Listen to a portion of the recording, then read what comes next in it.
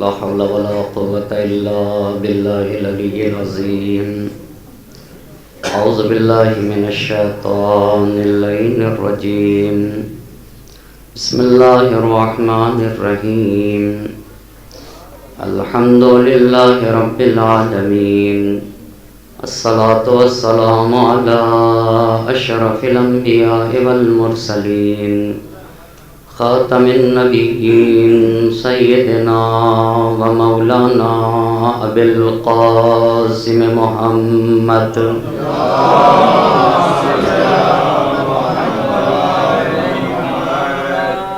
وعلى أهل بيته الطيبين الطاهرين المعصومين ولعنة الله على أعدائهم أجمعين.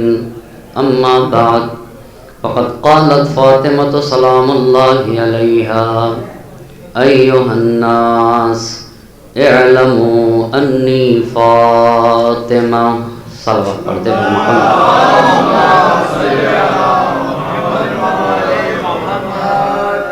عزائے فاطمیہ کا اہتمام کیا گیا ہے اور عنوان گفتگو ہے فاطمہ کیا ہیں. اس گفتگو پہ، اس عنوان پہ گفتگو کرنے کے لیے خطبہ فطر کے جس فقرے کو سرنامے سخن قرار دیا ہے، اس میں نبی کی دختر گرامی کا ارشاد ہو رہا ہے: ایھا الناس اعلموا انی فاطمہ. اے لوگوں پہچانو میں فاطمہ ہوں.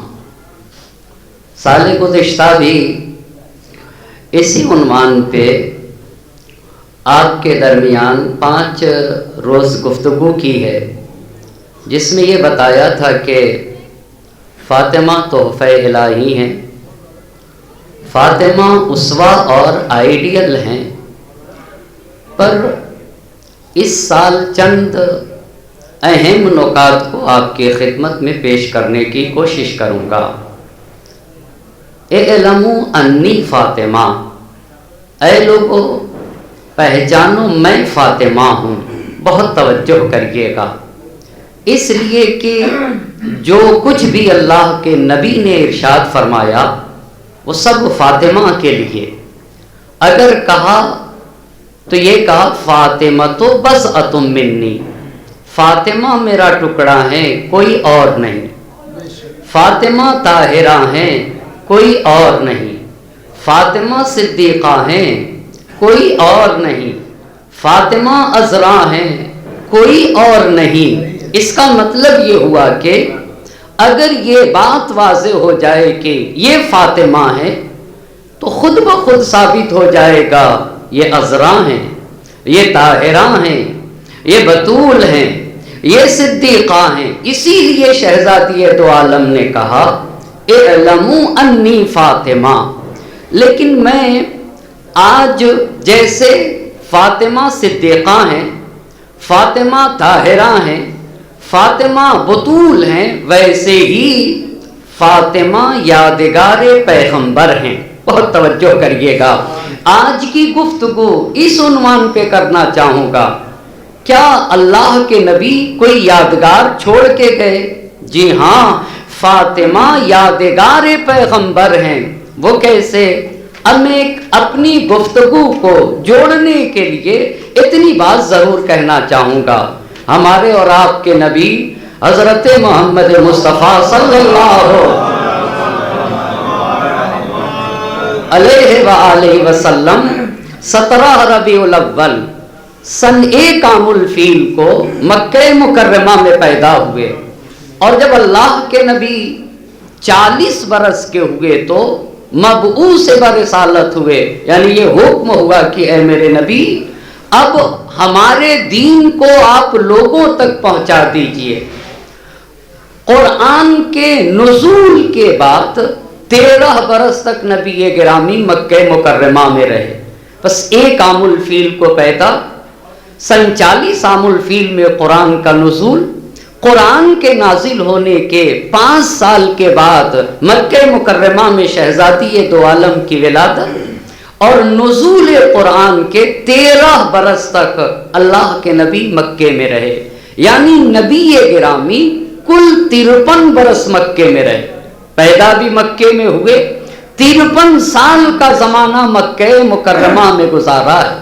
اس کے بعد 53 سال کی عمر بسر کرنے کے بعد ہجرت کر کے مدینہ منورہ ہے۔ مدینہ منورہ میں مسجد النبی بنائی، مسجد النبی کے چاروں طرف گھر بنائے، جس میں سے ایک گھر علی و فاطمہ کا تھا، اس کا دروازہ مسجد میں کھلتا تھا، اس لیے کہ اہل بیت کا گھر مسجد کا حکم رکھتا ہے۔ بہت توجہ کرنے کی ضرورت ہے، سارے دروازے بند ہوئے پر علی و فاطمہ کے گھر کا دروازہ بند نہ ہوا۔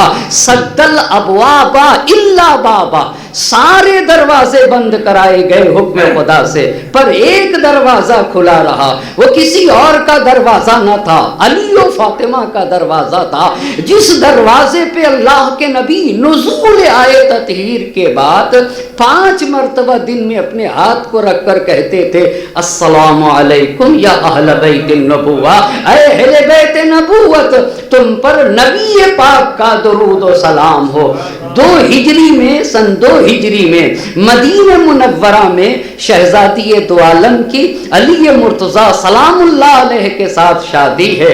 سن 3 ہجری میں امام حسن علیہ السلام کی ولادت ہے۔ سن 4 ہجری میں امام حسین علیہ السلام کی ولادت ہے۔ سن 5 ہجری میں جنگ خندق ہے۔ سن 6 ہجری میں صلح حدیبیہ ہے۔ سن 7 ہجری میں فتح خیبر ہے۔ فتح خیبر کے بعد فدق اللہ نے مصالحت کی بنیاد کے اوپر، فدق ایک دیہات کا نام ہے جس میں کھجور کے بہت سارے درخت تھے، ایک بڑی بستی کا نام ہے فدق، وہ بغیر جنگ کیے ہوئے میرے نبی کو ملا۔ کب؟ ہجرت کے 7ویں برس فتح خیبر کے بعد، اور ہجرت کے 8ویں برس فتح مکہ ہے۔ فتح مکہ کے بعد جنگ حنین ہے۔ ہجرت کے 9ویں برس، توجہ کریے گا، 9ویں برس واقع مباہلہ ہے، اور ہجرت کے 10ویں برس حجۃ الوداع ہے۔ توجہ کرنے کی ضرورت ہے، پیغمبر پاک کا آخری حج، ہجرت کرنے کے بعد جو اللہ کے نبی نے آخری حج کیا ہے وہ مدینہ منورہ سے گئے ہیں۔ کہاں کے لیے؟ مکہ مکرمہ حج کرنے کے لیے۔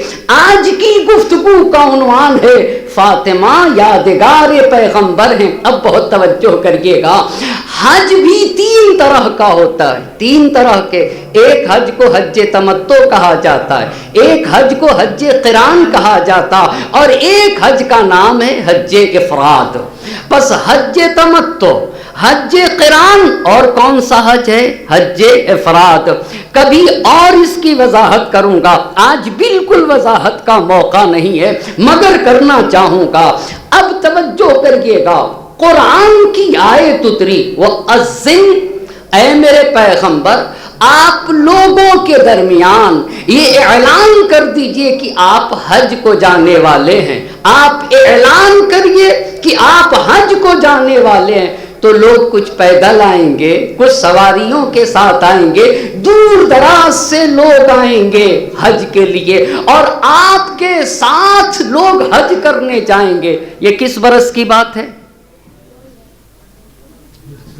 ہجرت کے 10ویں برس کی بات ہے۔ کس برس کی بات ہے؟ ہجرت کے 10ویں برس کی بات ہے، حجۃ الوداع میرے نبی کا ہے۔ اچھا، تو تاریخ نے لکھا، پیغمبر نے، ایک بات تو ہر انسان کو سوچنا چاہیے، آخر حجۃ الوداع میں 1 لاکھ سے زیادہ کا مجمع کہاں سے آیا؟ اسے میں کہنا چاہوں گا، حجۃ الوداع میں اتنا مجمع کہاں سے آیا؟ جب یہ آیت اتری وَأَذِّن فِي النَّاسِ بِالْحَجِّ، اے میرے نبی لوگوں کے درمیان حج کا اعلان کر کے، یَأْتُوکَ رِجَالًا، آپ کے پاس لوگ پیدل آئیں گے، اور وعلی کل ضامر یأتینا من کل فج عمیق، ہر طرف سے لوگ آپ کے ساتھ آئیں گے اور آپ کے ساتھ ہو کر حج کرنا چاہیں گے۔ اچھا، پیغمبر نے ایک کو بلایا اور کہا مدینہ اور اطراف مدینہ میں جا کے یہ کہہ دو، یہ ندا دے دو کہ پیغمبر حج کو جا رہے۔ یہ ایک روایت۔ دوسری روایت نے لکھا، پیغمبر نے خطوط لکھے ہیں، لیٹرز لکھے ہیں سارے لوگوں کو، میں اس سال حج کو جانا چاہ رہا ہوں، آپ انصاف سے بتائیے کون ہے جو نبی کے ساتھ حج کرنا نہ چاہے گا؟ میں حج کو جانا چاہتا ہوں۔ تاریخ نے لکھا ہے قریش میں 25 چھوٹے چھوٹے خاندان شامل ہیں، تب ایک قبیلہ قریش بنتا ہے۔ یعنی قریش میں عدی ہے، قریش میں تیم ہے، قریش میں بنی ہاشم ہیں، قریش ہی میں بنی امیہ ہیں، قریش ہی میں بنی عباس ہے۔ ایک 25 چھوٹے چھوٹے قافلے سے قریش بنتا ہے۔ سارے قریش کے لوگ، سارے طائف کے لوگ، سارے قبیلے ثقیف کے سارے لوگ پیغمبر کے ساتھ چلے۔ اچھا، اتنا بڑا اجتماع، ایک مجمع جمع ہوا ہجرت کے 10ویں برس ذی قعدہ کے مہینے میں، 26 ذی قعدہ کو، بہت توجہ کریے گا، ذی قعدہ کی 26 تاریخ کو یہ کارواں چلا ہے۔ ہم اور آپ جب حج کرنے جاتے ہیں ہندوستان سے، اور پہلے جب مدینہ منورہ جاتے تو آپ کو پتا ہے مدینہ منورہ میں ایک مسجد ہے، اسے مسجد شجرہ کہا جاتا ہے۔ عمرہ تمتع کا احرام مسجد شجرہ سے باندھا جاتا ہے۔ اب توجہ کریے گا، میں روک کے اپنی بات کو بتانا چاہوں گا۔ حج تمتع میں 2 احرام باندھا جاتا ہے۔ کتنے احرام؟ 2 احرام، ایک عمرے کے لیے اور ایک حج کے لیے۔ اچھا، عمرے کا احرام مسجد شجرہ سے باندھا جائے گا اگر اس راستے سے گئے، اور حج کا احرام کہاں سے باندھا جائے گا؟ مکہ مکرمہ سے، حرم سے باندھا جائے گا۔ حج کا احرام حرم سے، عمرے کا احرام کہاں سے باندھیں گے؟ مسجد شجرہ سے باندھا جائے گا۔ مسجد شجرہ مدینہ منورہ کے قریب ہے، وہاں سے باندھ کے جائیں گے۔ اچھا مولانا، جب آپ اتنی بات کہہ رہے ہیں تو ہم لوگ حج تمتع کرتے ہیں، ہر صاحب ایمان کے دل میں یہ تمنا ہونا چاہیے کہ وہ حج بیت اللہ کے شرف سے مشرف ہو، وگرنہ ایمان ناقص رہ جائے گا، وگرنہ اس مؤمن کے ہاں حتماً کمی کا احساس رہے گا، میں نے دین کے ایک واجب کو انجام نہ دیا، اس کے دل میں یہ تمنا کروٹیں لیتی رہنا چاہیے۔ اچھا، تو عمرے کا پہلا عمل کیا ہوتا ہے؟ احرام۔ احرام باندھ کر وہ تلبیہ کہتا ہے، لبیک اللہم لبیک لا شریک لک لبیک ان الحمد والنعمت لک لا شریک لک لبیک اللہم لبیک۔ اے میرے اللہ، میں تیری آواز پر لبیک کہتا ہوں۔ بس پہلا عمل کیا ہوا؟ پہلا عمل آپ بتائیں نا، احرام۔ احرام باندھ کے مکہ مکرمہ میں داخل ہوتا ہے، تو مکہ مکرمہ میں داخل ہو کر کعبے کا طواف کیا جاتا ہے۔ حجر اسود سے شروع ہوگا اور حجر اسود پہ جا کے ختم ہو جائے گا۔ طواف کے بعد مقام ابراہیم کے پیچھے 2 رکعت نماز طواف ادا کی جائے گی۔ اچھا، کتنے عمل ہو گئے؟ کتنے عمل ہو گئے؟ 3۔ پہلا آپ بتائیں نا، پہلا احرام، دوسرا طواف، تیسرا نماز طواف۔ چوتھا عمل صفا اور مروہ کے درمیان سعی کی جائے گی۔ سعی کے بعد تقصیر، 5واں عمل کیا؟ سعی کے بعد تقصیر۔ تقصیر کسے کہتے ہیں مولانا؟ یا تھوڑا سا بال کاٹے گا یا انسان ناخون کاٹ لے گا۔ تقصیر کے بعد عمرہ ختم ہو گیا، عمرہ تمتع۔ عمرہ مفردہ کی بات نہیں ہے، کس کی بات ہے؟ عمرہ تمتع۔ کتنے پہ ختم ہو جائے گا؟ 5 عمل پہ اب احرام اتر جائے گا۔ احرام جب اتر جائے گا تو جو جو چیزیں احرام کی وجہ سے حرام تھیں اب وہ سب کے سب کیا ہو جائیں گی؟ حلال ہو جائیں گے. جب عمرے تمتع کا، بہت توجہ کرے گا میرا مجمع، جب عمرے تمتع کا احرام باندھتا ہے انسان تو جہاں اور ساری چیزیں حرام ہوتی ہیں وہیں پہ انسان کے اوپر اس کی شریک حیات بھی حرام ہو جاتی ہے. اچھا شریک ہے، اور جب احرام اتار دیتا ہے تو جو جو چیزیں حرام تھیں وہ چیزیں کیا ہو جائیں گی؟ حلال ہو جائیں گی. اسی میں سے اس کی شریک حیات بھی حلال ہوگی. کب تک حلال رہے گی؟ جب تک حج کا احرام نہیں باندھا. اب جب حج کا احرام باندھے گا پھر یہ ساری چیزیں حرام ہو جائیں گی. اب یہاں تک جب آپ کو لے کر آ گیا عمرے تمتع، آپ کو پتا چل گیا نبی گرامی چلے 26 ذی-القعدہ کو 1,00,000 سے زیادہ کا مجمع، اور بعض تاریخ نے تو لکھا ہے کہ اس کی تعداد کو بیان ہی نہیں کیا جا سکتا.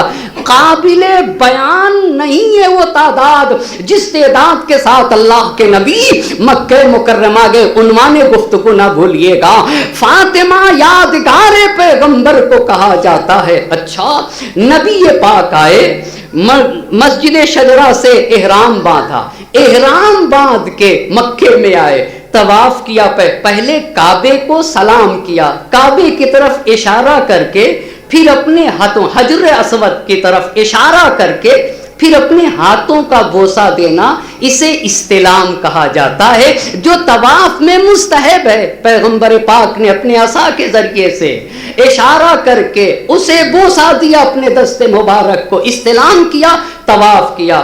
طواف کرنے کے بعد نماز طواف کے بعد صفا و مروہ کے درمیان سعی، اور سعی کے بعد بہت توجہ کری گا کیونکہ پیغمبر کا حج اپنے ساتھ قربانی کا جانور لے کر گئے تھے. وہاں کے اوپر تقصیر کے بعد پیغمبر پاک نے یہ کہا کہ جو جو لوگ اپنے ساتھ قربانی کا جانور لے کر نہیں آئے وہ تقصیر کے بعد اپنا احرام اتار دے. ان کے لیے جو چیزیں حرام تھیں اب کیا ہو جائیں گی؟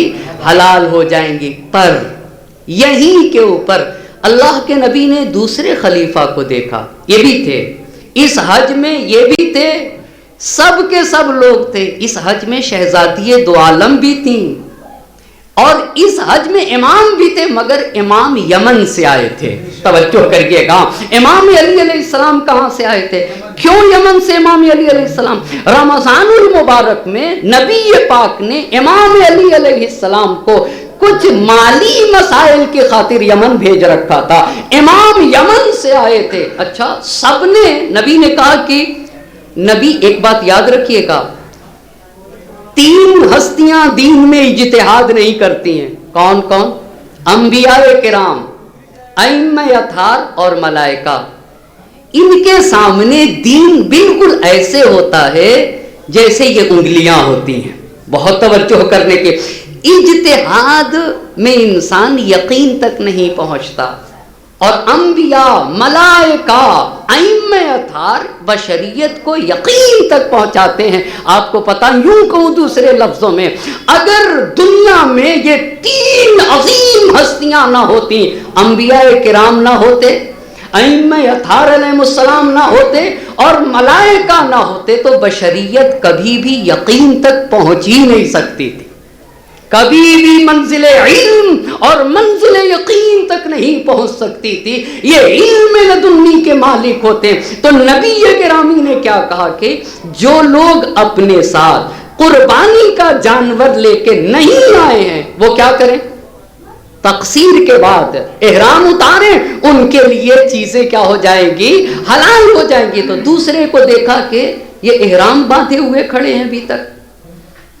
بہت توجہ کریے گا، کیوں یہ سارے مسئلے نبی کے بعد؟ کہا کہ تم نے احرام نہیں اتارا. بات یہ کہ نبی چونکہ قربانی لے کر آئے تھے، ان کا حج قران تھا، ان کا حکم تھا کہ وہ تب اتاریں گے احرام جب 10 ذی الحجہ کو قربانی کر لیں گے، تب وہ اتاریں گے. تو ان سے کہا بھئی تم تو قربانی لے کر آئے نہیں تھے، تم نے کیوں نہیں احرام اتارا؟ آپ کو پتا ہے नबी कहें कि इहराम उतारो, ये कहें कि अच्छा नहीं लगता। इसी को कहते हैं नस के मुकाबिल में इज्तिहाद, यकीन के मुकाबिल में गुमान को लेना। बहुत गौर करिएगा भाई, एक शक है, एक गुमान है और एक यकीन। यकीन किसे कहते हैं मौलाना? जिस बात में शक व शुबहे की गुंजाइश ना हो उसे यकीन कहा जाता है। नबी यकीन की बातें करते हैं, बहुत तवज्जो करने की जरूरत है। आप इल्म को छोड़ दें और आप वहमो गुमान को ले लें। वहमो गुमान को, इसी को कहते हैं इज्तिहाद नस के मुकाबिल में। कहा इहराम उतारो, इसने कहा कि अच्छा नहीं लगता। क्या अच्छा नहीं लगता? कि आप इहराम पे बाकी रहें और हम इहराम उतार दें और हमारे लिए चीजें हलाल हो जाएं। ये मुखालिफत देख रहे हैं ना तारीख की, पैगंबर पाक के सरीही हुक्म की मुखालिफत। आप देखें जाकर तारीख का, ये मुनासिब नहीं मालूम होता आप इहराम पे बाकी रहें और हम इहराम से खारिज हो जाएं, हमारे लिए खवातीन हलाल हो जाएं हमारी, और आप अभी इहराम की हालत पे बाकी रहें। इसीलिए इसको तमत्तो कहते, इसलिए कि उम्रे का इहराम उतरने के बाद जो लज्जतें हराम थी वो लज्जतें क्या हो जाएंगी? हलाल हो जाएंगी। तो पैगंबर पाक ने कहा तुम आज ही ऐसा नहीं कर रहे हो। या अल्लामा मजलिसी रहमतुल्लाह अलैह ने लिखा है बिहार में, तुम आज ही ऐसा नहीं कर रहे हो, तुम हमेशा इसी हालत पर बाकी रहोगे। ये कब की बात है? ये कब की बात है भाई साहब? ये मक्के मुकर्रमा की हज्जतुल विदा की बात है। ये आज तुम आज नहीं कर रहे हो, हमेशा तुम इसी हालत के ऊपर बाकी रहोगे। इतनी बात हो गई। इमाम अली अलैहिस्सलाम कहां से आए थे? यमन से आए थे। अच्छा, यमन से गए थे रमजानुल मुबारक में, और ये काफिला कब निकला था नबी गिरामी का? ज़िलक़ाद की 26 तारीख को। जब यमन से आए तो इमाम भी इहराम पहन कर आए मक्के मुकर्रमा में, नबी गिरामी से मिले तो नबी ने पूछा कि ऐ अली, आपने अपने इहराम की नीयत क्या बांधी?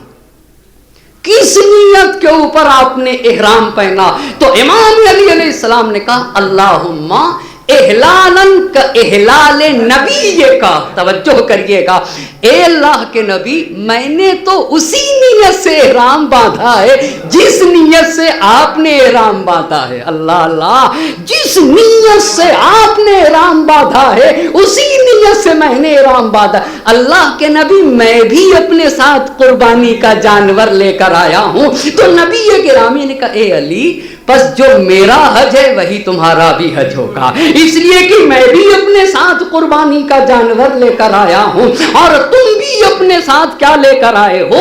कुर्बानी का जानवर लेकर आए। उम्रे के बाद उम्रा तमाम हुआ, सारे लोगों का उम्रा तमाम हो गया। अब जो लोग कुर्बानी का जानवर न लेकर आए थे वो क्या करेंगे? हज के लिए अब हज तमत्तो का इहराम बांधेंगे। वो कहां से बांधेंगे?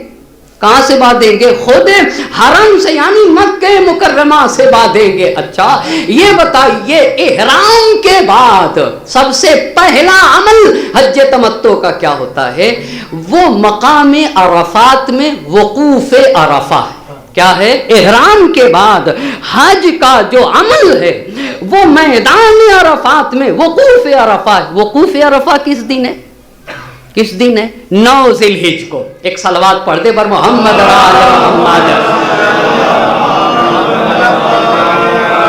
इतनी तमहीद। अब अच्छा, तो इसका मतलब आपको पता है? मिसाल दूं मैं, उम्रे तमत्तो के लिए 5 घंटे बस,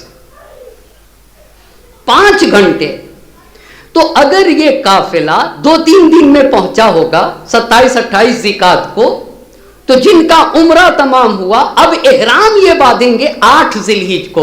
तो कितना गैप हुआ दो उम्रे के, 2 इहराम के दरमियान? आप बताइए। तकरीबन 10 दिन। तो इस 10 दिन में जो चीजें हराम थी वो क्या हो जाएंगी? हलाल हो जाएंगे। 8 ज़िलहिज को, इसे यौम तरबिया कहा जाता है, 8 ज़िलहिज को हज का इहराम बांधने के बाद अब लोग जाते हैं कहां पे? एक दिन पहले ही निकलते हैं मैदान अरफात के लिए। एक और बात रोक के कहूं, पैगंबर पाक को क्यों हिजरत के 10वें बरस हुक्म दिया गया था हज का कि आप हज्जतुल विदा लोगों के साथ करिए? پہلی بات اس لیے توجہ کرتے جائیے گا، پہلی بات اس لیے کہا گیا تھا کہ اے میرے نبی آپ لوگوں کو لے جا کر لوگوں کی ذمہ داریوں سے باخبر کریے ان کو کہ ان کی ذمہ داریاں کیا کیا ہیں، پہلی بات۔ دوسری بات، حج میں جو خرافات ڈال دیے گئے ان خرافات کو بھی دور کریے، وگرنہ وہ لوگ بغیر لباس کے اس سے پہلے حج ہوا کرتا تھا، یہ جو دو لباس ہے اس لباس عریاں لوگ طواف کرتے تھے، بس لوگوں کی تکالیف سے باخبر کریے۔ دوسری بات آپ بتائیے خرافات کو دور کریے۔ تیسری بات یہ بتائیے لوگوں کو کہ میدان مینا کہاں سے کہاں تک ہے، میدان مینا کہاں سے کہاں تک یہ بھی بتائیے، میدان عرفات کہاں سے کہاں تک ہے یہ بھی بتائیے، میدان مزدلفہ کہاں سے کہاں تک ہے، اور کب عرفات میں جانا ہے کب باہر آنا ہے، کب مزدلفہ میں جانا ہے کب مزدلفہ سے باہر نکلنا ہے، کب میدان مینا میں جانا ہے اور کب میدان مینا سے باہر نکلنا ہے۔ بس آپ نے دیکھا کیا کیا پیغمبر کو حکم دیا گیا تھا۔ پہلی بات آپ بتائیے ذرا لوگوں کو ان کی تخالیف سے باخبر کریے۔ دوسری بات خرافات سے دور کریے حج کو۔ تیسری بات عرفات کے، مزدلفہ کے، منا کے حدود کو بیان کریے۔ چوتھی بات اسی حج میں یہ حکم دیا گیا تھا ولایت کا بھی اعلان کریے۔ پانچویں بات خوب پیغمبر نے عظیم الشان تقریر کی ہے میدان عرفہ میں، کا لوگوں کے وظائف بھی بتائیے کہ اے لوگوں تمہاری ذمہ داریاں کیا کیا ہیں۔ اچھا تو سارے لوگ 8 ذی الحجہ کو نکلے، پیغمبر پاک بھی نکلے، پیغمبر پاک منا کے راستے سے ہوتے ہوئے میدان عرفہ میں 9 ذی الحجہ کو پہنچے۔ اچھا میدان عرفہ میں 9 ذی الحجہ کو پہنچے تو کب سے کب تک رہا جاتا ہے میدان عرفہ میں؟ ظہر کے وقت سے غروب آفتاب تک۔ کب تک؟ کب تک؟ ظہر سے غروب آفتاب تک۔ آپ ایک بات یاد رکھیے گا مجھے بہت، غروب الگ ہے مغرب الگ ہے، دونوں ایک چیز نہیں ہوتی۔ کیا کہا میں نے؟ غروب الگ اور مغرب الگ۔ یہ اب جب پوچھئے گا تب بتاؤں گا کہ بھئی غروب اور مغرب میں کیا فرق ہے، لیکن زوال آفتاب سے لے کر غروب آفتاب تک کہاں رہیں گے؟ کہاں رہیں گے؟ میدان عرفات میں۔ اس کو کہتے ہیں وقوف عرفات۔ پس پیغمبر پاک نے آپ کو پتا ہے جو کچھ عرصے پہلے غیر مومنین کا محل اجتماع ہوا کرتا تھا، یہ ہجرت کے 10ویں برس 9 ذی الحجہ کو ندائے توحید سے پورے میدان عرفہ کی سرزمین گونج رہی تھی، اور سرزمین میدان عرفات پہ ایک ہی نعرہ بلند تھا، لا الہ الا اللہ، لا الہ الا اللہ کی آواز سے ندائے توحید سے میدان عرفہ کی سرزمین گونج رہی تھی، اور اتنا صاحبان ایمان کا مجمع تھا کہ اب تک میدان عرفہ نے اتنا مجمع بھی نہ دیکھا تھا۔ 1 لاکھ سے زیادہ مجمع کے درمیان اللہ کے نبی نے نماز ظہر و عصر ادا کی، اور نماز ظہر و عصر ادا کرنے کے بعد اپنے اونٹ پہ سوار ہوئے، اور اونٹ پہ سوار ہونے کے بعد بہت توجہ کریے گا، اونٹ پہ سوار ہونے کے بعد ایک عظیم شان تقریر کی ہے، اسی تقریر کو عرض کروں گا۔ فاطمہ یادگار پیغمبر ہے نا، شہزادی دو عالم حضرت فاطمہ الزہرا سلام اللہ علیہا نے جو فرمایا ایھا الناس اعلموا انی فاطمہ، اے لوگوں مجھے پہچانو میں فاطمہ ہوں، و ابی محمد، میرے بابا محمد مصطفیٰ صلی اللہ علیہ وآلہ وسلم ہے، کسی اور کے بابا نہیں، میرے بابا۔ اچھا اب جب خطبہ فدق آپ پڑھیے گا تو پیغمبر کی جو خدمات ہیں نا وہ شہزادی دو عالم نے بتائی ہیں۔ پہلے تو شہزادی نے تمام مسجد النبی میں موجود لوگوں کو بتایا کہ تمہیں پتا ہے کہ میرے بابا کو اللہ نے رسول بنا کر بھیجا۔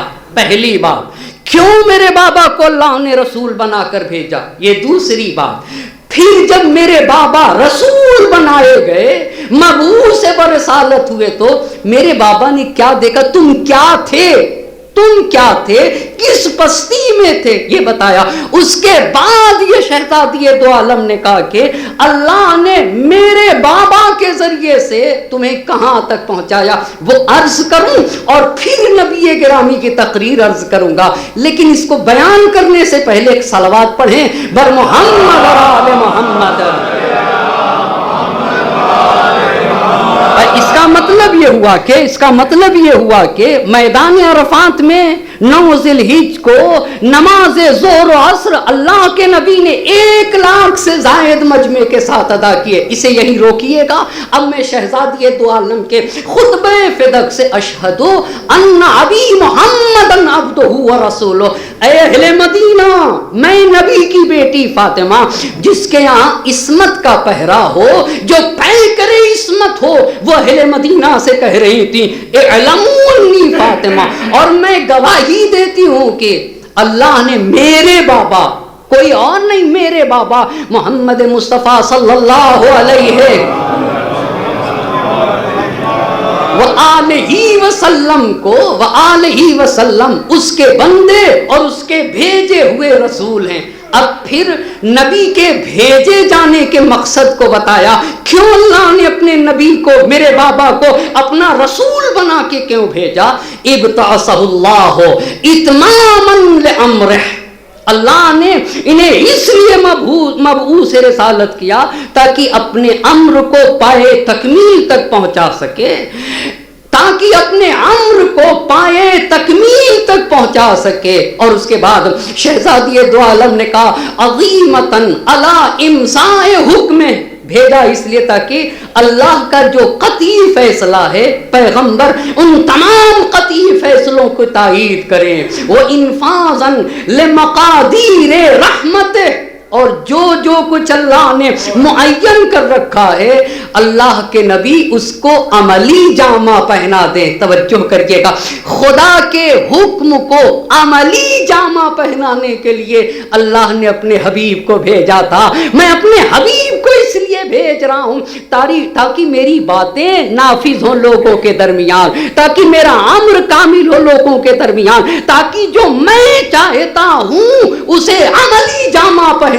اچھا، اب جب بعثت کے جس سال قرآن اترا ہے 47 عام الفیل میں، جب نبی گرامی مبعوث برسالت ہوئے تو شہزادی دو عالم نے کہا فرأى الامم فرقا فی ادیانہا، میرے بابا نے دیکھا کہ لوگ مختلف ادیان میں بٹے ہوئے ہیں، لوگوں کا مختلف دین ہے، مختلف مذہب ہے۔ فرأى الامم، کوئی کسی کی عبادت کرتا ہے، کوئی کسی کی پرستش کرتا ہے، کسی کا کوئی اور دین ہے، کسی کا کوئی اور مذہب ہے۔ فرأى الامم فرقا فی ادیانہا اکفا علی نیرانہا۔ کچھ لوگوں کی توجہ کریے گا، شہزادی دو عالم نے کہا آپ کو ایک بات بتانا چاہتا ہوں، یہ بتائیے یہ جو ہم آج فرق سمجھتے کہ بھائی اس کو خدا نہیں بنایا جا سکتا، خدا کوئی، یہ کس کا صدقہ ہے؟ یہ کس کا صدقہ ہے؟ کس کا صدقہ ہے جو آج ہم خالق حقیقی میں فرق پیدا کر رہے ہیں؟ یہ کسی اور کا صدقہ نہیں، نبی گرامی حضرت محمد مصطفیٰ صلی اللہ علیہ، کس کا صدقہ ہے؟ کس نے بتایا کہ دیکھو ضعیف و ناتواں خدا نہیں ہو سکتا ہے، محتاج خدا نہیں ہو سکتا ہے، جو مجبور ہو وہ خدا نہیں ہو سکتا ہے، جو مخلوق ہو وہ خدا نہیں ہو سکتا ہے۔ ہاں، خالق خدا ہوگا، رب خدا ہوگا، جو قادر مطلق ہوگا، اس کی بارگاہ میں سر نیاز خم ہوگا۔ یہ کس نے بتایا ہے؟ یہ کس نے بتایا؟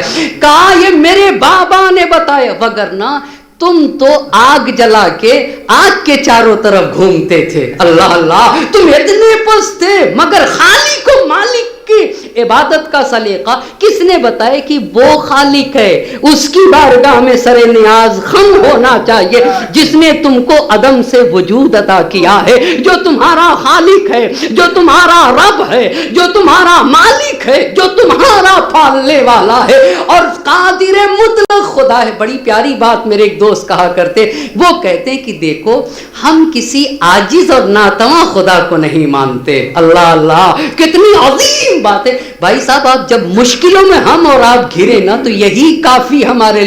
ہمارا خدا مجبور نہیں ہے, ہمارا خدا عاجز نہیں ہے, ہمارا خدا ناتواں نہیں ہے. ہم تو قادر مطلق خدا کی عبادت کرتے ہیں نا. یہی شہزادی دو عالم نے کہا فَأَنَارَ اللَّهُ بِأَبِي مُحَمَّدٍ. اچھا کہا تم کہاں تھے؟ تم, میرے بابا نے دیکھا کہ لوگ مختلف ادیان میں بٹے ہوئے تھے, پہلی بات. دوسری بات, اُکَّفًا عَلَىٰ نِيرَانِهَا, آگ جلا کے آپ کے چاروں طرف گھومتے تھے. یہ تمہاری صورت ہے. گندلا پانی پیتے تھے, گدلا پانی پیتے تھے. تم جھاڑیوں میں رہتے تھے, تمہیں رہنے کا سلیقہ نہیں آتا تھا. اللہ اللہ, ارے تمہیں جو ادب سکھایا میرے بابا نے سکھایا ہے, تمہیں تہذیب سکھائی ہے تو میرے بابا نے سکھائی ہے. کیسے جینا چاہیے اور کس کی عبادت کرنا چاہیے یہ کس نے بتایا ہے؟ میرے آپ کو پتا ہے خدا کی قسم, وہ گھر جس میں سب سے پہلے صدائے اللہ اکبر بلند ہوئی وہ بیت فاطمہ ہے. جہاں انسانیت کا درس دیا گیا وہ بیت فاطمہ ہے. جہاں چراغ علم روشن ہوا ہے وہ کس کا گھر ہے؟ وہ بیت فاطمہ ہے. جہاں مشعل دین اور مذہب کو روشن کیا گیا وہ کسی اور کا گھر نہیں, وہ بیت فاطمہ ہے. آپ یہ بتائیے یہ کہاں بتایا گیا؟ جیسے مرد محترم ویسے ہی خاتون محترم ہے. یہ کس کا گھر ہے؟ یہ بیت فاطمہ. اما جہاں عبد اور حر کے فرق کو مٹایا گیا وہ بیت فاطمہ ہے.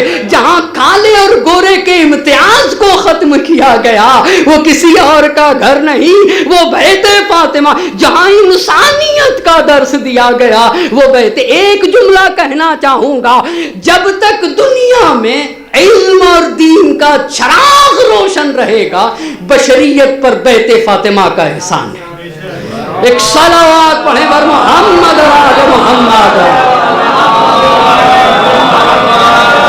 اچھا اب میں آپ سے پوچھنا, مجھے بہت معاف کریے گا, مجھے بہت, میں ایک بات ہمیشہ کہتا ہوں اور کہتا رہوں گا اور کہتا رہوں گا. آپ سے میں کہتا ہوں بارہا, پھر آج پوچھوں گا. آپ کو پتا ہے کامیاب مجلس کسے کہتے ہیں؟ ہاں یہ کہہ چکا ہوں اسی لیے تکرار کر رہا ہوں. بھائی صاحب جب فرش عزا سے اٹھے تو خالی ہاتھ گھر نہ جائیں. اللہ اللہ, کچھ لوگ خالی ہاتھ چلے جاتے ہیں اور بات کو فرش عزا پہ چھوڑ دیتے ہیں. اسے کامیاب مجلس نہیں کہا جاتا.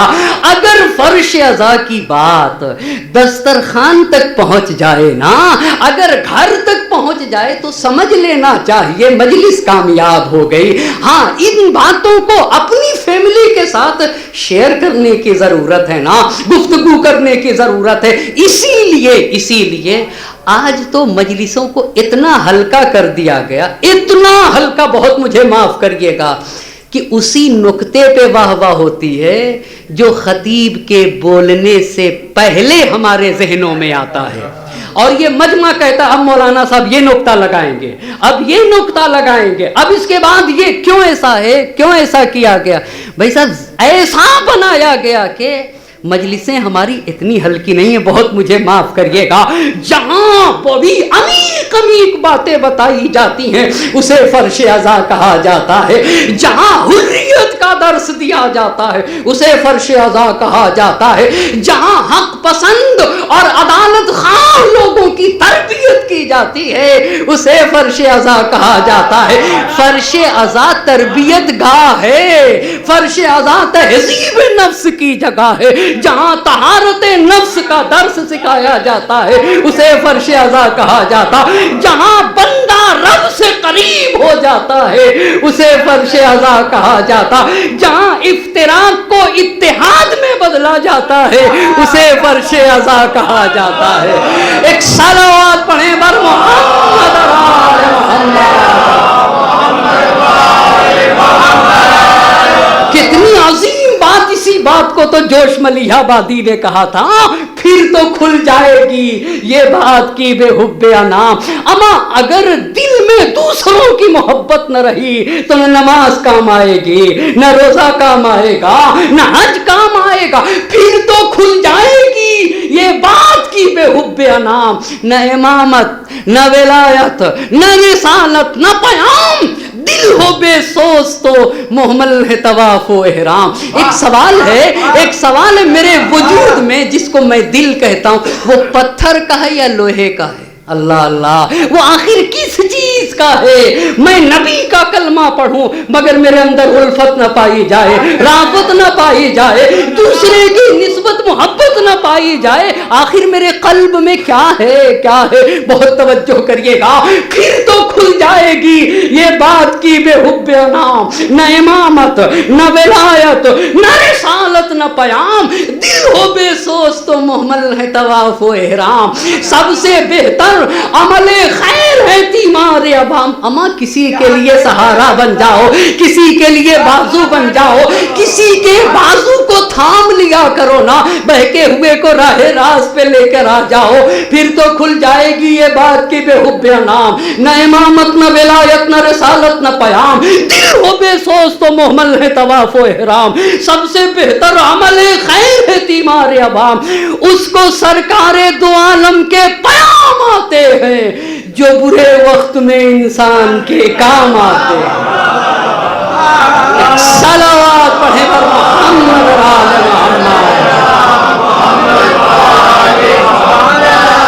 सरकार दो आलम के पयाम आते हैं जो बुरे वक्त। बात तो जब है किसी फर्द से वहशत न रहे, अल्लाह अल्लाह, अमा कैसा माहौल बनना चाहिए।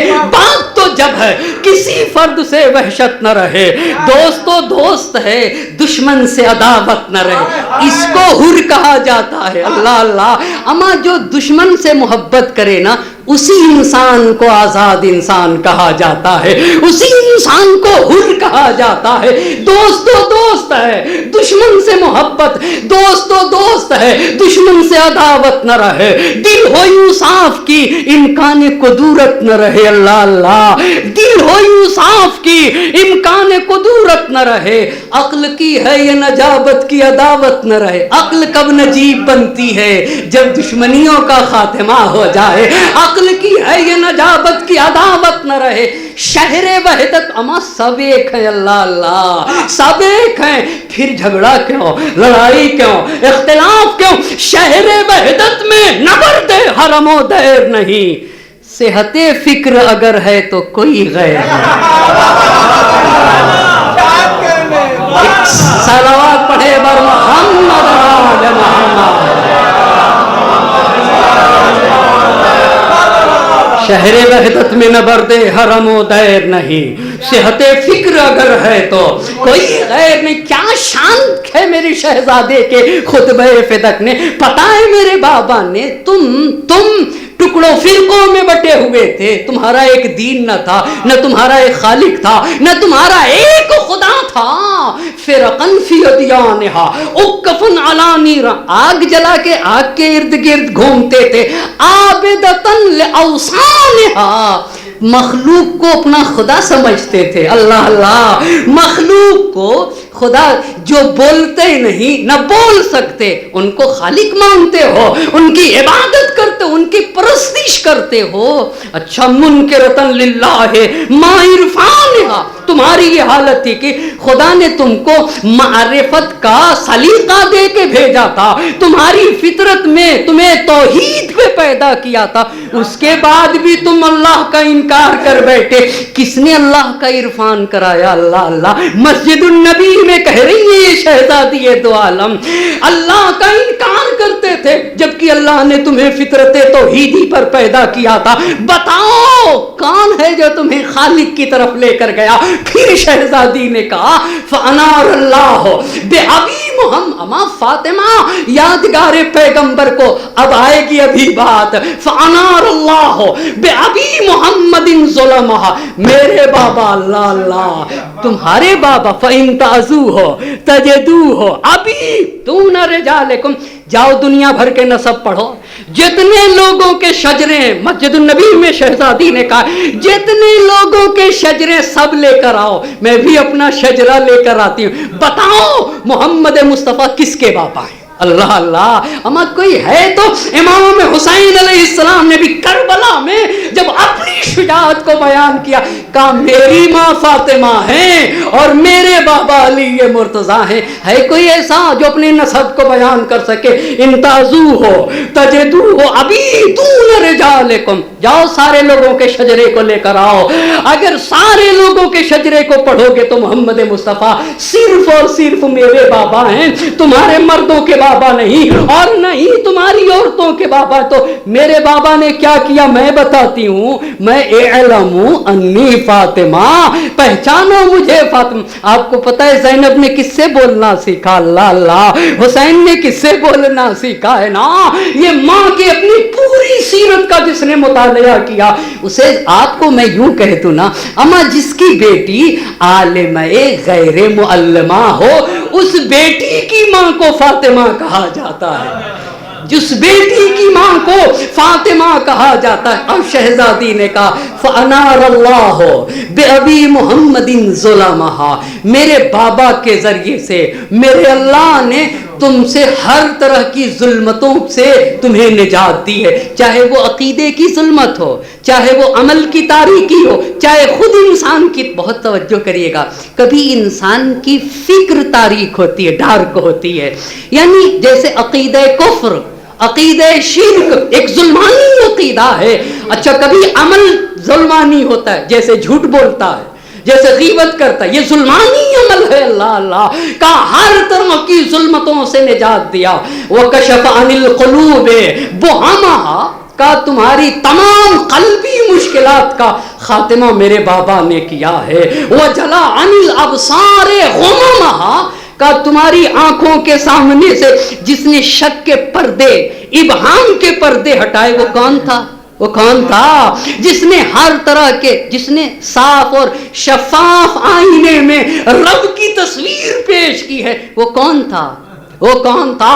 وہ میرے بابا ہیں۔ اللہ اللہ، تمام ظلمتوں کا جس نے خاتمہ کیا وہ میرے بابا، امت کے مشکلات کو جس نے حل کیا میرے بابا ہیں، تمہاری آنکھوں کے سامنے سے جس نے ابہام اور شک کے پردوں کو ہٹایا ہے وہ میرے بابا ہیں۔ وقام فی الناس بالہدایہ، لوگوں کو جس نے راہ راست کی طرف ہدایت دی وہ میرے بابا ہیں۔ فانقذہم عن الغوایہ، گمراہیوں سے کس نے نجات دی؟ کہا گمراہیوں سے کس نے نجات دی؟ میرے بابا ہے نا۔ وَبَصَّرَهُم مِّنَ الْعَمَایَہ، یہ بتاؤ غفلت سے نکال کر تمہیں بصیرت کس نے عطا کی؟ کہا بصیرت اور بینائی کس نے عطا کی ہے غفلتوں سے نکال کے؟ میرے بابا۔ اس کے بعد کہا وَهَدَاهُمْ إِلَى الدِّينِ الْقَوِيمِ، یہ بتاؤ آج جو تم اسلام کے اوپر قائم ہو یہ کس کا صدقہ ہے؟ یہ کس کا صدقہ ہے؟ میرے بابا نے ایک مستحکم اور استوار دین کی طرف تمہیں ہدایت کی ہے۔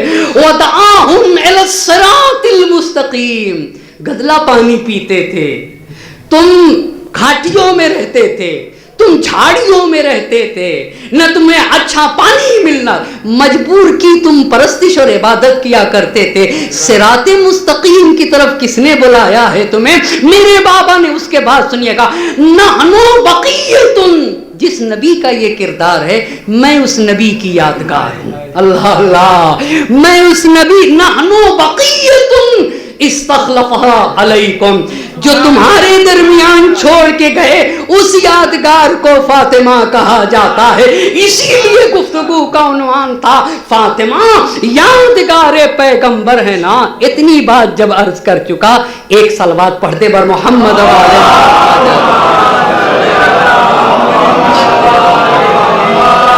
ایک اور صلوات پڑھ دیجئے گا بر محمد وعلى محمد۔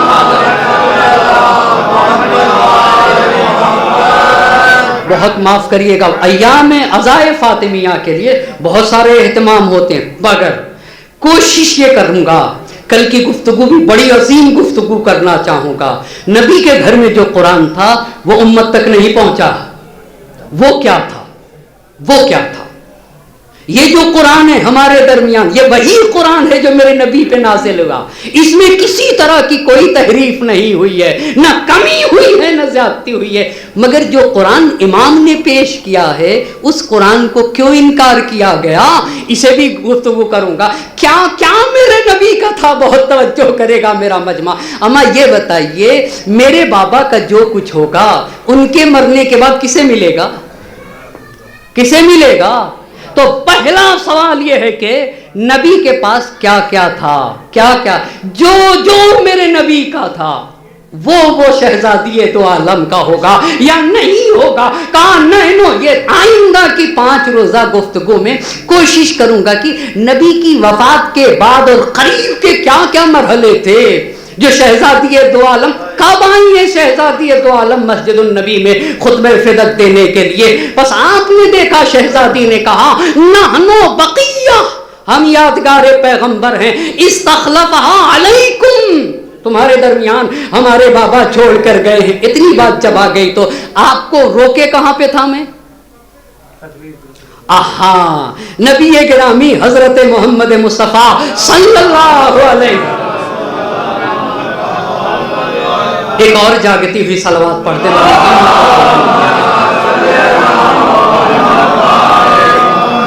اچھا 1 لاکھ سے زیادہ کا مجمع، وہاں نبی گرامی نے نماز ظہر ادا کی۔ اسے روکیے گا۔ فاطمہ زہرا سلام اللہ نے کہا میں یادگار پیغمبر ہوں، یہ نبی کی وفات کے بعد کہا ہے، اور ادھر عرفے کے دن پیغمبر پاک نے کتنی عظیم باتیں ارشاد فرمائی ہیں۔ میں کبھی کبھی سوچتا ہوں کہ آخر مسلمان میں بے رحمی کیوں؟ میرے ذہن میں ہمیشہ یہ سوال ہے، ہمیشہ یہ سوال ہے۔ جو لوگ نبی کا کلمہ پڑھتے ہیں ان کے دل میں رحم حتمن ہونا چاہیے، پر ان کے ہاں رحم نہ ہو، بے رحمی پائے جائے، یہ میرے لیے سوال رہتا ہے ہمیشہ۔ کیوں نبی کا ماننے والا انسان سخت دل کیوں ہوتا ہے؟ کیوں سخت دل ہوتا ہے؟ اور ہر انسان کو سوچنے، کہیں پھر سے کلمہ پڑھنے کی تو ضرورت نہیں ہے، ایک صلوات پڑھے پر محمد اور آل محمد۔ ایک اور صلوات پڑھ دیجئے گا۔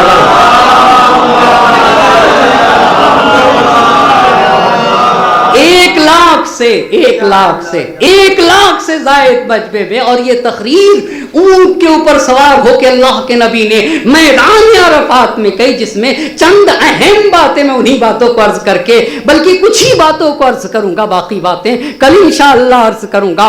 پہلی بات، ایھا الناس، اللہ کی پہلے حمد و ثنا کی، حمد و ثنا کرنے کے بعد ہجرت کے 10ویں برس، ایھا الناس اسمعوا قولی، اے لوگوں میری باتوں کو سنو، انی لا ادری لعلی لا الاقیکم بعد عامی ھذا بھذا الموقف، امید ہے شاید میں تم سے میری ملاقات اس کے بعد اس جگہ کے اوپر نہ ہو، اور یہ میرا آخری سفر ہو، یہ میرا آخری سفر ہو۔ میری باتوں کو غور سے سنو، میری باتوں کو غور سے سنو۔ اس کے بعد پہلی بات چند اہم اصول بتائے، اہم اصول۔ عرفے میں تقریر میں اتنے بڑے مجمع کے درمیان پہلی بات بتائی، وہ پہلی بات یہ تھی کہ دیکھو تمہارے مال اور تمہاری جان محترم ہے،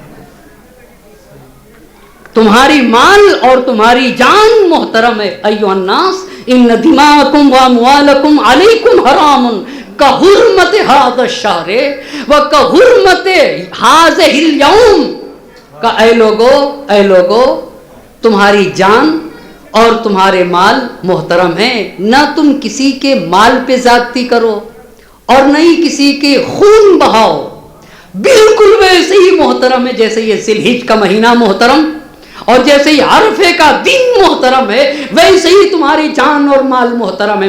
کسی کے نہ جان کے سلسلے میں زیادتی کرو اور نہ ہی مال کے سلسلے میں، یہ پہلا دستور دیا۔ لیکن نبی گرامی نے صرف اسی پر اکتفا نہ کیا، ربیعہ بن امیہ کو بلایا، ان کی آواز بہت بلند تھی، کہا سارے لوگوں سے آپ ذرا غور تو کریے، میرے نبی نے کتنا اہم درس دیا۔ آپ کو پتہ ہے مسلمان کسے کہتے؟ کبھی میرے نبی نے یہ نہیں کہا مسلمان اسے کہتے جو نماز پڑھتا ہے، یہ بھی نبی گرامی نے نہیں کہا مسلمان اسے کہتے جو حج کرتا.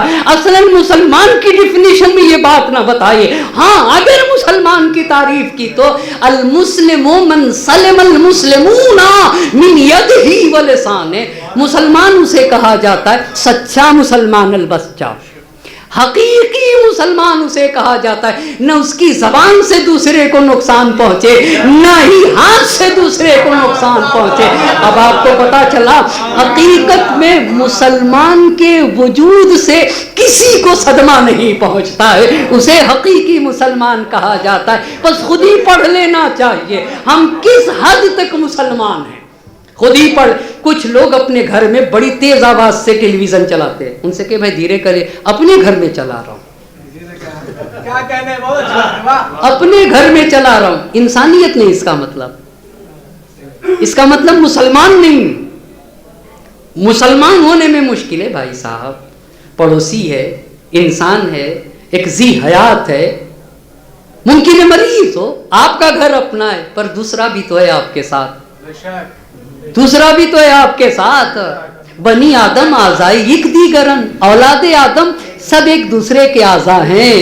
اگر ایک کو تکلیف ہے تو دوسرے کو بھی تکلیف ہونا چاہیے. تو کہا ایھا الناس ان دماءکم و اموالکم علیکم حرام، ایک دوسرے کے مال محترم ہیں، ہاتھ نہ بڑھاؤ، زیادتی نہ کرو. آبرو مند ہے ہر انسان، جان مال عزت آبرو سب محترم ہے. پھر ربیعہ بن امیہ سے کہا ربیعہ کھڑے ہو جاؤ، بلند آواز سے پوچھو لوگوں سے. کتنا اہم پیغام تھا میرے نبی کا، اے کاش ان باتوں کو سمجھ جائے. اے ربیعہ بن امیہ پوچھو لوگوں سے یہ کون سا مہینہ ہے. آپ کو پتا ہے کتنے مہینے ہیں سال میں؟ 12 مہینے ہیں نا. 12 میں 4 مہینے حرام ہیں، ہاں یعنی محترم. کون کون سے؟ 3 ایک ساتھ ہیں، ذی القعدہ، ذی الحج اور محرم. ایک الگ ہے، وہ کون سا ہے؟ رجب. ہاں بس 4 حرام مہینے آپ مجھے بتائیے ذرا، بتا دیں ایک مرتبہ. ذی القعدہ، ذی الحج، محرم، اور ایک کون سا مہینہ ہے؟ رجب ہے، جس میں خوریزی حرام، جس میں جنگ و جدال حرام، جس میں زیادتی حرام. یہ محترم مہینے ہیں نا. نبی پاک نے ربیعہ بن امیہ سے کہا اے ربیعہ اس 1 لاکھ کے زائد مجمع سے پوچھو یہ کون سا مہینہ ہے، کون سا مہینہ. اس نے بلند آواز میں پوچھا ہے لوگوں یہ بتاؤ یہ کون سا مہینہ ہے. سب نے کہا ماہ حرام. کون سا مہینہ تھا؟ ذی الحج کا مہینہ تھا. کہا ماہ حرام، اس میں نہ کسی کا خون بہایا جا سکتا ہے نہ زیادتی کی جا سکتی ہے. تو نبی گرامی نے کہا ان سے کہو جس طریقے سے یہ مہینہ محترم ہے، اللہ جس طریقے سے یہ مہینہ محترم ہے ویسے ہی تم لوگوں کے خون محترم ہے، تم لوگوں کے مال محترم ہے، تمہاری عزت اور آبرو محترم ہے. کسی کے نہ مال میں نہ ہی جان میں زیادتی کی کوئی گنجائش نہیں. پھر نبی نے کہا ان سے پوچھو کہ یہ دن کون سا دن ہے. کہا پوچھو یہ دن کون سا دن ہے. کہا عرفے کا دن، یہ حج اکبر، یوم حج اکبر کا دن ہے، حج اکبر کا دن ہے. کہا جیسے یہ دن محترم ہے ویسے تمہاری جان محترم، ویسے تمہارے مال محترم ہے، ویسے تم محترم ہو. لا تحقرن احدا من المسلمین، کسی ایک کو چھوٹا نہ سمجھ لینا. فإن صغیرکم عند اللہ کبیر، اس لیے کہ جسے تم چھوٹا اور حقیر سمجھتے ہو شاید اللہ کے نزدیک وہی عظمتوں کا مالک ہو. بس کہا پوچھو کون سا مہینہ؟ ذی الحج کا مہینہ. کہا ان سے پوچھو یہ دن کون سا؟ حج اکبر کا دن. کہا پوچھو یہ جگہ کون سی ہے؟ اللہ. کہا میدان عرفات ہے، اس میں زیادتی نہیں کی جا سکتی. کیسے؟ جیسے میدان عرفہ محترم ہے ویسے تمہارے خون محترم ہے، ویسے تمہاری جان محترم ہے، ویسے تمہارے مال محترم ہے. یہ پہلا حکم، تمہاری جان اور مال محترم. دوسرا حکم کہا دیکھو آخرت بھی ہے. کہا دیکھو آخرت بھی ہے. آخرت روز جزا ہے، جہاں وہ دنیا ہوگی جہاں تمہارے نیک عمل کی جزا اور برے عمل کی سزا دی جائے گی. فَمَن يَعْمَلْ مِثْقَالَ ذَرَّةٍ خَيْرًا يَرَهُ وَمَن يَعْمَلْ مِثْقَالَ ذَرَّةٍ شَرًّا يَرَى. یہیں کے اوپر آج کی گفتگو رک جائے گی، یہیں کے اوپر، اس لیے کہ اب گنجائش نہیں ہے. جب گاؤں دیہات کے کسان گیہوں کاٹ کے وہ بوریے میں جب بھرتا ہے گیہوں تو اسے ہلاتا ہے، اسے ہلا دیتا ہے، تھوڑا سا ہلاتا اس لیے تاکہ اس میں جگہ بن جائے. لیکن دیکھ دو مرتبہ ہلانے کے بعد اب گنجائش ہی نہیں رہتی. لا کھلائیے، ایک صلوات پڑھ دیجیے گا.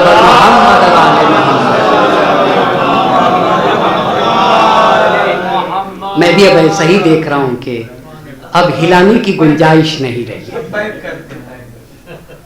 اب گنجائش نہیں ہے کہ اور باقی باتیں کہہ سکوں آپ کے درمیان. پر انشاءاللہ کل جہاں سے یہیں سے گفتگو کا انشاءاللہ آگے بڑھاؤں گا کہ کیا پیغمبر پاک کی تقریر تھی، کیا شہزادی دو عالم کہنا چاہ رہی تھی، کیسا پیغام، تاریخ میں ہوا کیا، تاریخ میں ہوا کیا. یہ ساری باتیں اپنی جگہ کے اوپر. نبی گرامی حج کر کے واپس آ گئے اور ہجرت کا 11واں برس، سفر کا مہینہ آ گیا اور پیغمبر پاک کے اوپر بیماری لاحق ہوئی. اللہ کے نبی کو بیماری لاحق ہوئی اور بیماری بڑھنے لگی، بیماری میں شدت ہوئی تو اصحاب شرف یاب ہوئے. عمار یاسر آئے. عمار یاسر نے نبی پاک سے سوال کیا کہ اللہ کے نبی میرے ماں باپ آپ پر قربان ہو جائیں، ایک سوال ہے، اگر آپ دنیا سے رخصت ہو گئے تو آپ کو غسل کون دے گا؟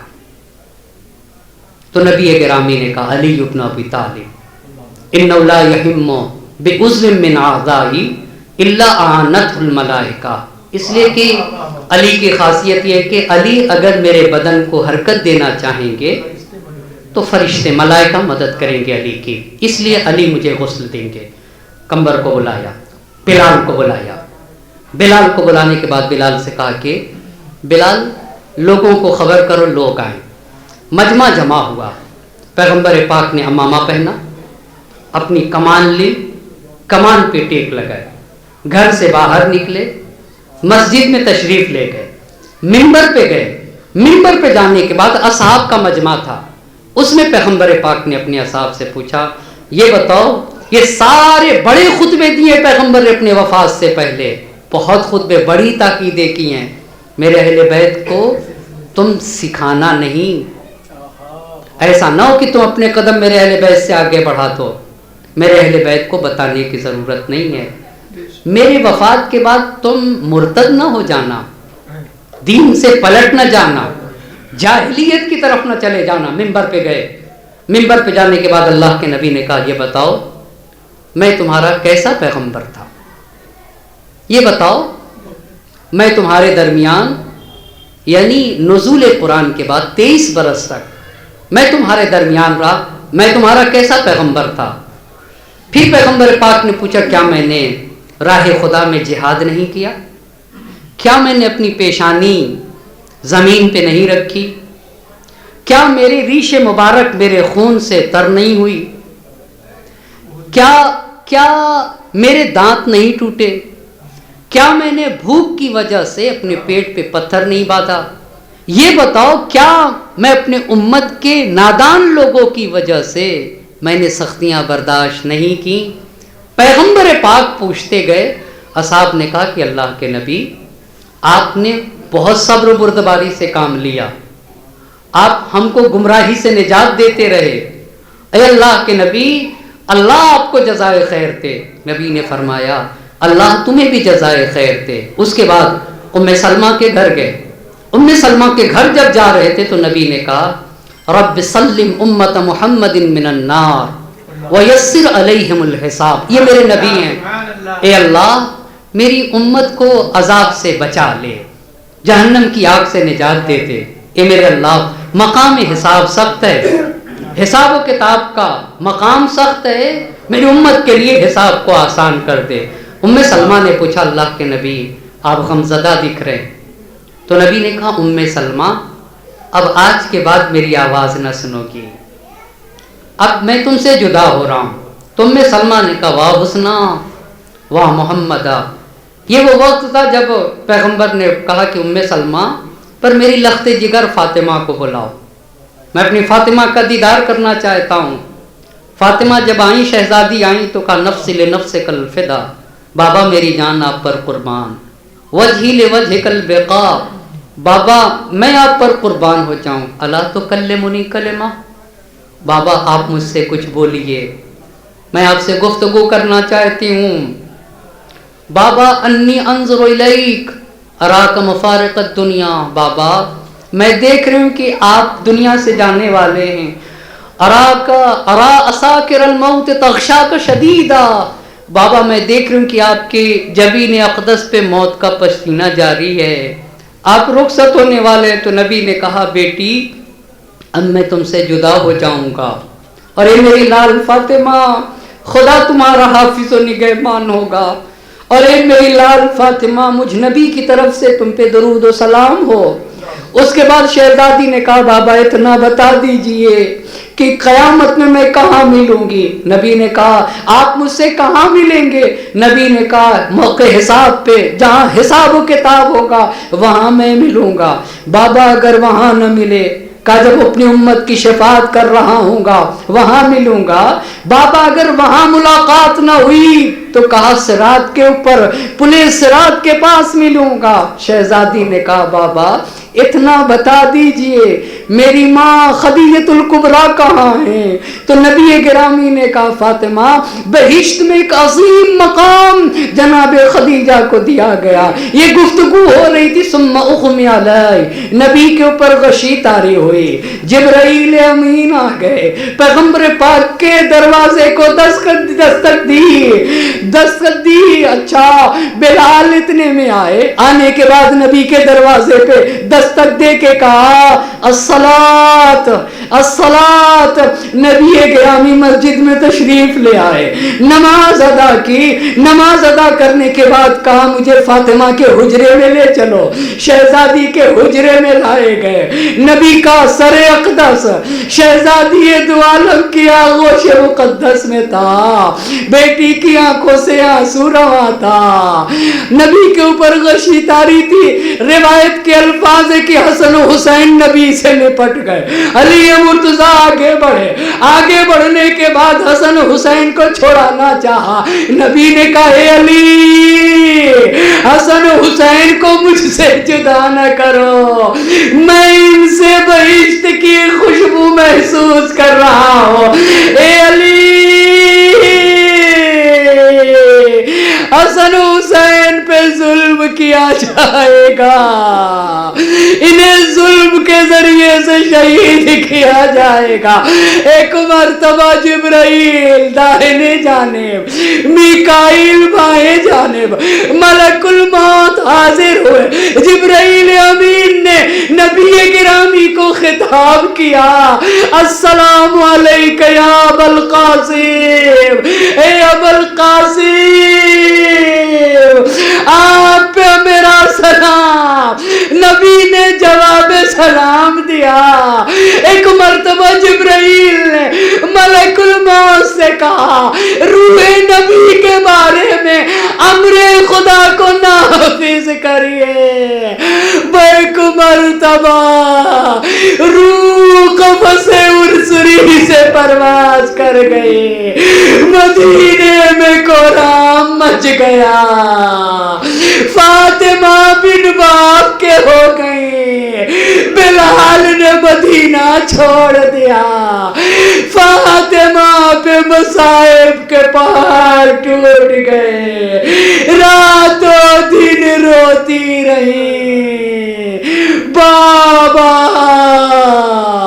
مجھ میں وہ مصائب پڑے، اگر روزے روشن پہ پڑتے تاریک رات میں بدل جاتے۔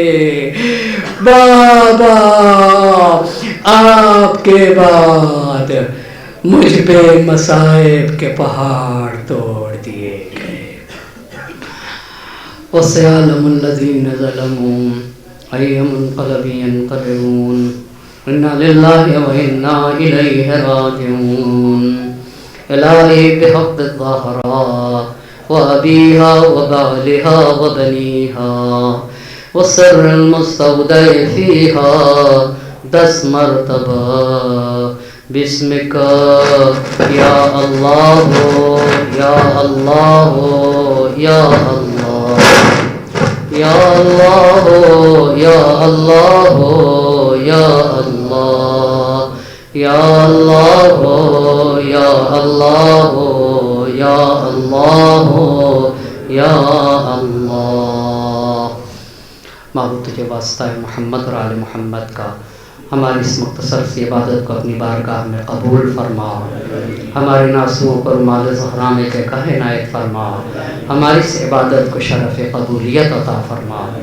معبود تجھے واسطہ ہے محمد اور آل محمد کا جن مرحومین کے سال ثواب کی مجلس تھی ان کی روحوں کو شاد فرما، ان کی قبروں کو منور فرما، ان کے درجات کو بلند سے بلند تر فرما، انہیں جوار رحمت میں جگہ عنایت فرما۔ ہمیں سے جن کے والدین کا سایہ ہمارے سروں سے اٹھ چکا ان کے گناہان صغیرہ و کبیرہ کی مغفرت فرما، اور جن کے والدین کا سایہ سروں پہ باقی ہے صحت و سلامتی کے ساتھ طول عمر مرحمت فرما، وقت کے مام کو ہم سے راضی و خوشنود فرما، ان کے ظہور میں تعجیل فرما اور ہمیں ان کے اعوان و انصار میں شمار فرما۔ ربنا تقبل منا انک انت السمیع العلیم۔ آپ حضرات سے گزارش ہے 1 مرتبہ سورہ حمد اور 3 مرتبہ سورہ قل واللہ احد کی تلاوت فرما کر مرحوم محمد مہدی صاحب، مرحومہ سلطانہ مہدی صاحبہ، مرحوم سید بشیر حسین صاحب، مرحوم محمد ظہیر صاحب، مرحومہ کنیز زین العابدین بیگم صاحبہ، مرحوم علی عباس صاحب، مرحومہ نثار فاطمہ صاحبہ، مرحوم محمد بشیر صاحب، مرحومہ کنیز فاطمہ صاحبہ، مرحوم سید نذیر حسین زیدی، مرحومہ کنیز کبریٰ صاحبہ اور جملہ مومنین و مومنات کی ارواح کو ایثار فرما۔